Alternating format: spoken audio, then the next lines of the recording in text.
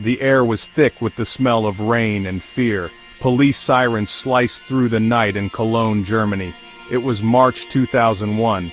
A man, let's call him Alex, sprinted through the shadows, his heart pounding. He had been on the run for weeks, ever since that botched bank robbery in Berlin. He wasn't a violent man, but desperation had driven him to it. Now, cornered in a narrow alley, he knew it was over. The flashing blue lights grew closer. He closed his eyes, defeated as the German officers surrounded him. Alex was quickly processed and sentenced to 3 years in a German prison. Behind bars, his mind raced. Escape was all he could think about. He observed the guards, memorizing their routines, searching for any weakness, any lapse in their vigilance. Every clang of the bars, every echoing footstep fueled his determination. He knew he couldn't stay here. He wouldn't. He befriended a quiet, unassuming inmate named Dieter, a skilled forger with nimble fingers and a longing for freedom. Dieter saw in Alex a kindred spirit, someone who understood the suffocating grip of confinement. They spent hours whispering in hushed tones, plotting their escape. Their plan was audacious, relying on perfect timing and a good dose of luck. The prison had a blind spot, a small area not covered by security cameras. Dieter, utilizing his skills, forged documents for Alex, creating a phantom identity. The day of the escape arrived. It was chaos. A prison riot, orchestrated by other inmates, provided the perfect distraction.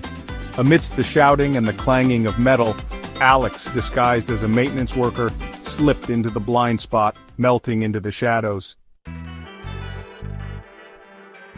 Freedom, however, was a cruel mistress. After a brief taste of liberty, Alex was recaptured in Amsterdam. A routine check at a train station exposed his false identity. The Dutch authorities, alerted by their German counterparts, took him into custody. Despair threatened to consume him, but his spirit, though battered, was not broken. He was transported to a high-security prison in Amsterdam, a concrete jungle designed to break the will of even the most determined inmate. The walls were higher, the guards more vigilant. Yet, as Alex adjusted to his new reality, he noticed something. The prison, in its attempt to be impenetrable, had a fatal flaw: its arrogance. The guards, confident in their fortress, grew complacent. They underestimated the will of a man desperate to break free. He studied the patterns of the guards, analyzing their shifts, their routines. He discovered a ventilation shaft overlooked in the prison's meticulous design.